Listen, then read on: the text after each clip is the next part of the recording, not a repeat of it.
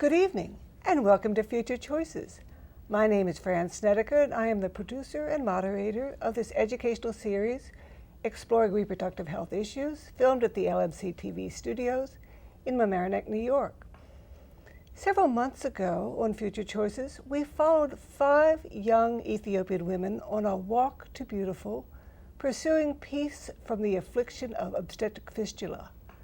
We learned then that important strides are being made, especially in Ethiopia, to scale up health services available to women for prevention and treatment of obstetric fistula. We were also informed that IntraHealth is a key operative in this effort to build a cadre of community health workers to raise the awareness at village level about obstetric fistula, but also in the work of increasing investment made in women's health services. To learn more about this initiative, which is pivotal to empowering people for the 21st century, I am pleased to welcome to Future Choices today Pape Gaye, who's the CEO and president of IntraHealth. Welcome, Pape. Thank you, Fran. Pape is, you are have been the CEO of IntraHealth for 5 years now. About 5 years, that's correct. 04. Before that, you were for many years with IntraHealth as sort of the resident expert in family planning and reproductive health and HIV/AIDS. That's correct. You're well known for your dedication to ensuring that the poorest people around the world have access to improved health services. Very and you're also very well grounded in both public health and management, having your MBA from UCLA. Correct. And a number of years of experience with both CDC, Center for Communicable Diseases, as well as with Peace Corps. The Peace Corps, that's right. I'm thrilled that you're here, and I hope that you will share with us an overview of why the work that IntraHealth is doing in Ethiopia on obstetric fistula is so very important. Well, it would be my pleasure, of course, Fran, to share this. And thank you for having me as a guest. As a matter of fact, the subject of reproductive health in general and fistula work in particular, but in the context of a broader reproductive health program, is very, very dear to our heart, because we feel that it's one of the areas that really the world needs to focus on if we're going to make any progress in development. We really think it's part of the cornerstone.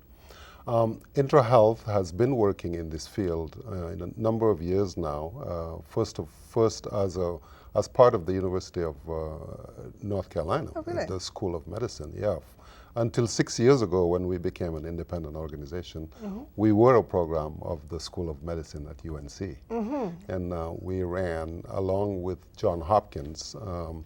We were implementers of training programs in family planning and reproductive health. Today, we continue that work, which takes us to about 30 countries. We cover about 30 countries.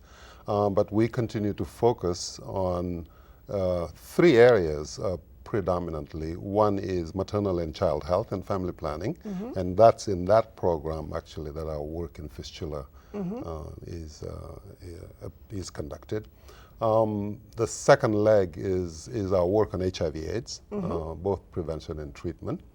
And then we also do work in a very, very important area, which I can come back to a little later, which is in the area of strengthening the health system with a focus on the health workforce.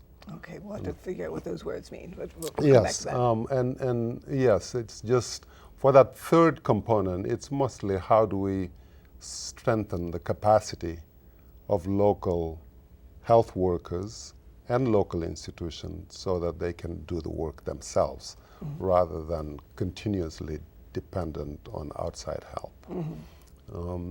And again, the focus is uniquely in developing countries. That's uniquely in developing countries. Yes, all of the 30-odd countries that we cover are primarily in Africa. About 85% of our work is in sub-Saharan Africa. But we also have programs in India and in Latin America as well. Yeah. And yeah, the work in Ethiopia that we were doing in collaboration with IntraHealth under the old Acquire project, you're right. Our unique focus was to support the health care workers and community health workers, because so that you are closer to the problem, you're closer to communities, and you're closer to those patients or the women and girls that suffer from fistula. And when you say closer, you enable the community health workers to do what?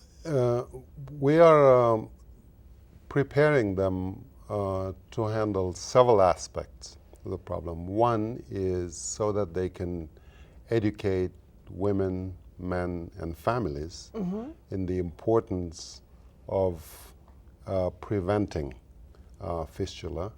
And we are also preparing them so that they are the link between the communities and the service delivery sites, so that they can refer cases where they can be taken care of. So they will be able to recognize when a woman has a problem pregnancy, and That's right. Tell her to skedaddle to the hospital or the health center. Again, it is hard to separate the work on fistula from the broader work of maternal and child health, reproductive health, because it's all linked. It's all linked. As we know, family planning would be extremely important to practice, making sure that emergency obstetric care are available and services used would be extremely important, but also all the social aspect, if you want, about it, because as you know, fistula unfortunately comes with all sorts of related social problems. The women are kept aside, they're cut off from society, so it's not just enough to treat them, even in cases where we can repair the fistula. You know that reinsertion into the community is extremely important.